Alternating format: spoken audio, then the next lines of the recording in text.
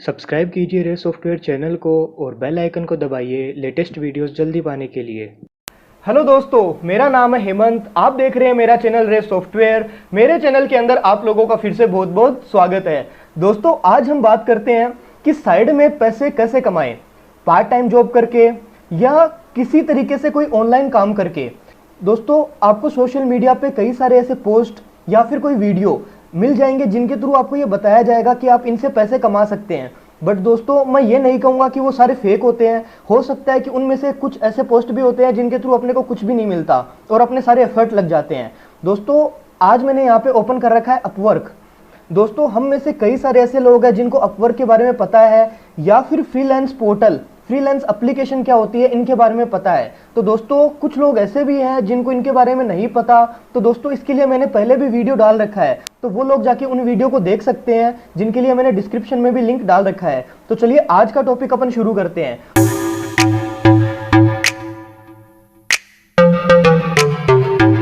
दोस्तों, freelance application के ऊपर कैसे काम किया जाए। दोस्तों, हम सभी इनके बारे में जानते हैं, सब ने इनके ऊपर अकाउंट भी कहीं ना कहीं बनाया ही होगा। पर दोस्तों, आज तक हमारी बिड इसके ऊपर सक्सेस क्यों नहीं हुई है? क्यों हम इसके ऊपर बिड लगाते हैं तो हमारा प्रोजेक्ट आगे प्रोसेस नहीं होता है? दोस्तों, आज मैं आपको कुछ ऐसी ट्रिक्स बताऊंगा जो प्रोफेशनल कंपनीज भी यूज में लेती है।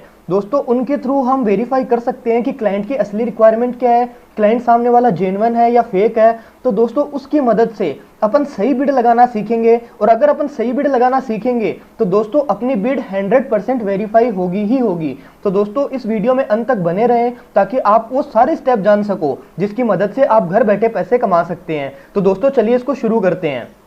तो दोस्तों, पहला अपना पॉइंट आता है कि अपने को किन किन बातों को ध्यान में रखना चाहिए कोई भी बिड को आगे प्लेस करने के लिए। तो दोस्तों, इसके लिए मैं आपको सबसे पहले बताता हूं कि सबसे पहले दोस्तों, किसी भी रिक्वायरमेंट के अंदर कुछ कुछ टैग्स होते हैं जो हर फ्रीलांस पोर्टल के ऊपर आपको पाए जाएंगे। जैसे कि दोस्तों, उन टैग्स के बारे में मैं आपको बताता हूं। दोस्तों, ऐसे कुछ टैग्स जिनको आपने हमेशा किसी न किसी क्लाइंट की रिक्वायरमेंट के ऊपर हाईलाइटेड होकर लगा हुआ देखा होगा, जैसे कि opportunity, urgent, pre funded, payment verified. दोस्तों, इनका क्या मतलब है? दोस्तों, इनके लिए भी मैंने पिछले वीडियोस में बताया हुआ है कि अपन इनके थ्रू कैसे जानकारी ले सकते हैं कि इनका मतलब क्या है और अपन इनके थ्रू आगे कैसे प्रोसीड करें। दोस्तों, फिर भी मैं आपको एक छोटा सा ब्रीफ इनके लिए दे देता हूं। दोस्तों, ये कुछ टैग्स होते हैं जिनके थ्रू अपना फर्स्ट स्टेप वेरिफिकेशन होता है कि क्लाइंट रियल है, जेन्युइन है या फेक है।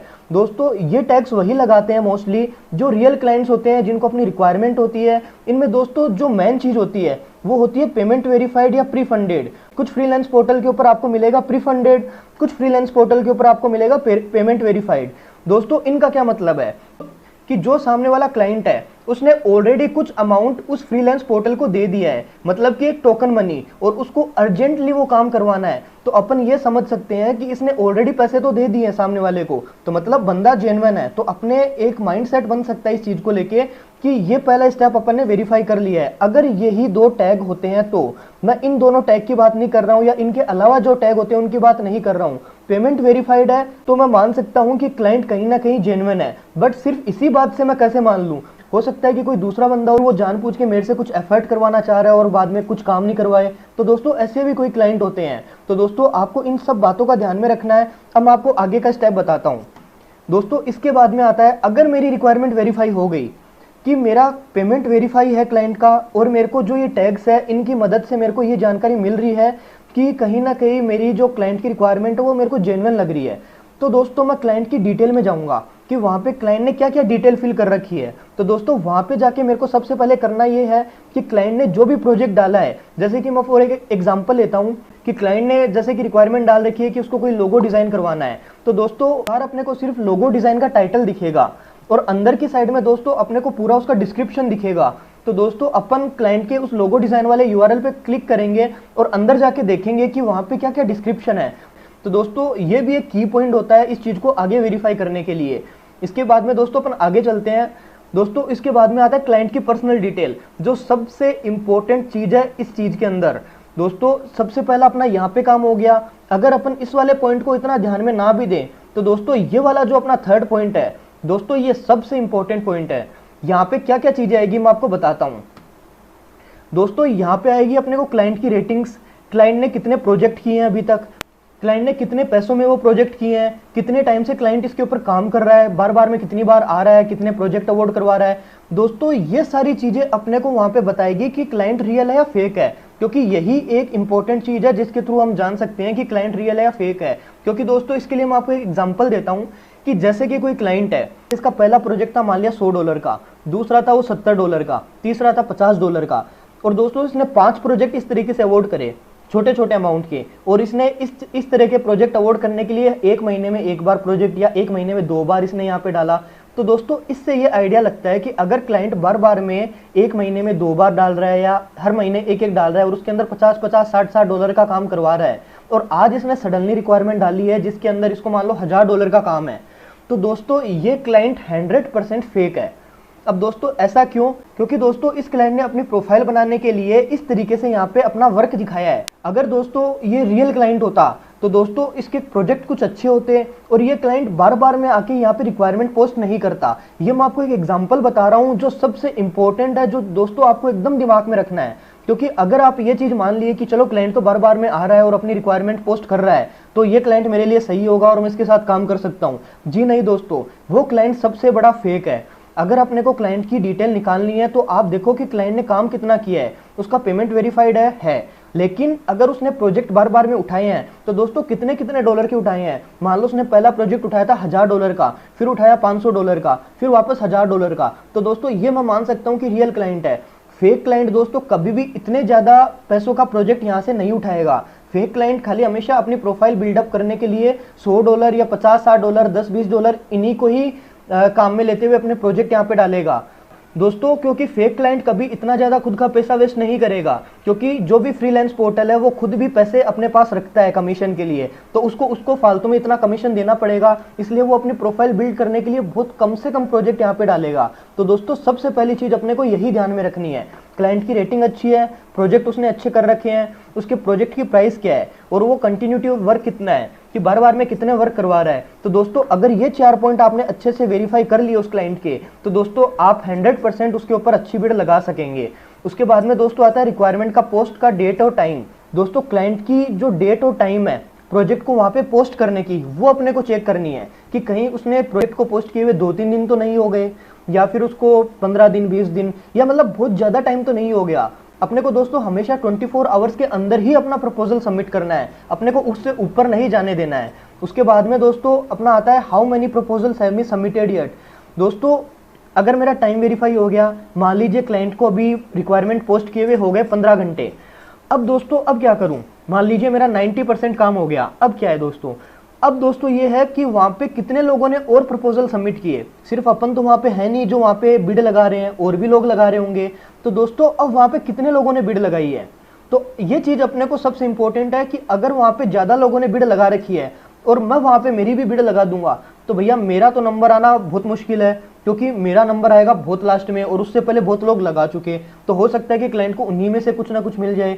तो दोस्तों इस तरीके से अपने को जो ये वाला पॉइंट है इसका बहुत ज्यादा ध्यान में रखना है। तो चलिए अब आगे चलते हैं कि अपने को प्रपोजल सबमिट कब करना चाहिए अगर अपनी ये सारी रिक्वायरमेंट वेरीफाई हो गई है। तो दोस्तों यहाँ पे अपने को सबसे पहले ध्यान में रखना है कि जो क्लाइंट के प्रपोजल सबमिट हुए हैं, अगर मेरा टाइम मेरे को लग रहा है कि 24 घंटे के अंदर ही है, तो दोस्तों मेरे को देखना है कि प्रपोजल कितने सबमिट हुए हैं। अगर दोस्तों 10 से कम या 10 तक प्रपोजल सबमिट हुए हैं तो मैं वहां पे रिस्क ले सकता हूं कि मैं मेरा प्रपोजल सबमिट करूं, क्योंकि दोस्तों क्लाइंट ज्यादा से ज्यादा 10 या मैक्सिमम 15, इससे ज्यादा वो आपके कमेंट या जो प्रपोजल्स होते हैं उनको नहीं पढ़ेंगे दोस्तों, क्योंकि उसी के अंदर ही उसको कुछ ना कुछ मटेरियल मिल जाएगा।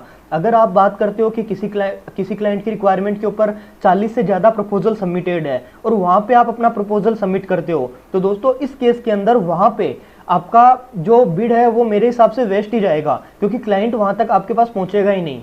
तो दोस्तों इसलिए अपने को इस चीज का हमेशा ध्यान में रखना है।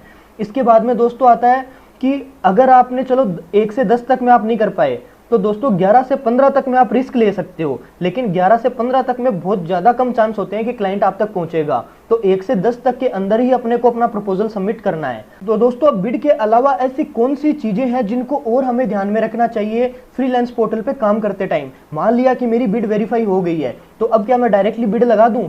जी नहीं दोस्तों, इसके लिए भी एक फॉर्मेट होता है जो मैं आपको बताता हूं। दोस्तों यहाँ पे अपने को एक अट्रैक्टिव सा प्रपोजल बनाना है क्लाइंट के लिए। मान लिया कि मेरी सारी रिक्वायरमेंट वेरीफाई हो गई है, तो अब मैं जा रहा हूँ बिड लगाने। तो दोस्तों बिड लगाते टाइम भी मेरे को वहाँ पे प्रपोजल खुद का डालना पड़ेगा, प्रपोजल के अंदर मेरे वर्क सैंपल डालने पड़ेंगे। तो दोस्तों उसको और ज़्यादा अट्रैक्टिव कैसे बनाऊँ, क्योंकि यहाँ पे मेरे को पता है कि मैंने सारी रिक्वायरमेंट को, सारे स्टेप्स को फॉलो किया है और क्लाइंट के मान लिया कि मैंने 1 से 10 के अंदर ही मैंने प्रपोजल सबमिट कर दिया, तो दोस्तों मेरे चांसेस हाई हो जाएंगे कि क्लाइंट मेरा प्रपोजल आके देखेगा।